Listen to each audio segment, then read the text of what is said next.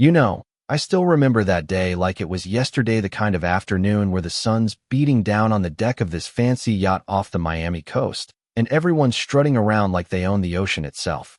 Laura Bennett steps aboard with her beat-up canvas bag slung over her shoulder, wearing a simple sundress and flats that have seen better days, and right away, the whispers start, sharp as knives, because in this crowd of designer labels and fake tans, she sticks out like a sore thumb. They didn't know her story, didn't care. Toe just saw someone who didn't fit their polished world, and that was enough to unleash the mockery, fueled by old grudges and that ugly mix of envy and entitlement that simmers in these exclusive circles. It all kicked off with Isabella, this mid-30s socialite with her perfectly highlighted hair and a necklace that probably cost more than most folks. Karst been gunning for status in the yacht club for years, always one-upping people to climb the ladder, and Laura's low-key vibe threatened that somehow, like it exposed how hollow their flash really was. She leans over to her buddy in the tailored suit, voice carrying like she wants the whole deck to hear. Look at her. Honey, did she think this was a flea market cruise or what? And the guy chuckles, loud enough to turn heads. This party's for the elite, not some dockside drifter. Laura just stands there by the rail, gazing out at the waves, her fingers tracing the bag strap inside. Memories of commands given on steel ships during stormy ops. But she doesn't flinch, doesn't bite back, because she's been through worse. Real battles where words were the least of her worries.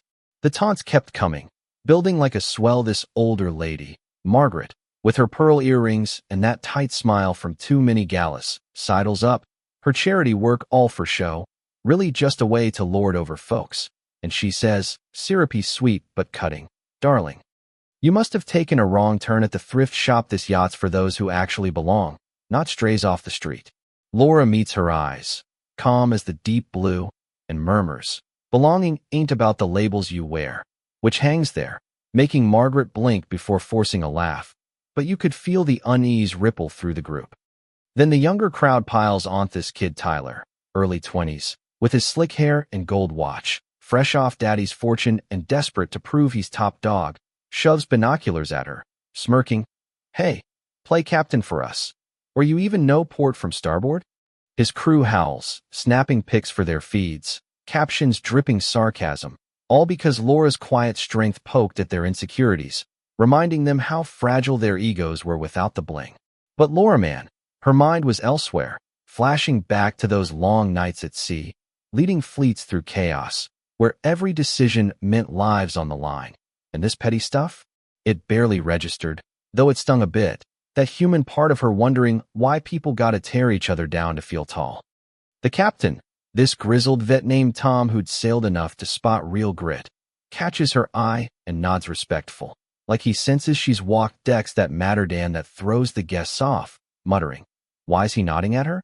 She's nobody. More jabs fly. A guy named Richard, broad-shouldered with his Rolex flashing, struts up, entitlement oozing from years of buying his way out of consequences. What? You some ocean expert now? Don't spoil the vibe with your tag-along act. And Isabella chimes in, fake sweet. Yeah, sweetheart, fake it till you make it somewhere else. Things shifted when Laura warned softly about a coming current. If it hits in 10, your anchor's toast, and the captain pales, checks the radar, adjusts quick, because damn if she wasn't right, her old instincts kicking in from commanding ops that saved ships in hurricanes. The group laughs it off at first. She's nuts, a weather wannabe. But doubt creeps in, especially as she pulls out that worn compass from her bag, holding it up like a quiet dare, saying, I've navigated tougher waters than this party. Then Bone's horizon darkens with this massive Navy cruiser slicing through the waves, horn blasting solemn, not playful, and the deck buzzes with excitement, turning to confusion as officers line up, saluting sharp, all eyes on Laura. Whispers erupt, no way, must be a mix-up, they're not for her, but the loudspeaker cracks, honoring Admiral Laura Bennett, hero of the Gulf patrols, and the air just deflates, their faces paling like ghosts, Isabella's diamonds suddenly looking cheap, Richard spilling his drink, stammering, it can't be her. Laura stands tall, raises her hand in that precise salute she's done 1,000 times. The cruiser firing ceremonial blasts that echo like thunder, shaking the yacht, and in that moment, you could see the shame hit him hard, their worlds crumbling as a lieutenant boards, hands her an envelope with respect glowing in his eyes. "Admiral, it's an honor." She nods, soft but firm, retired now, just enjoying the view, and turns away, leaving them frozen, the mockery turning inward, bitter as salt.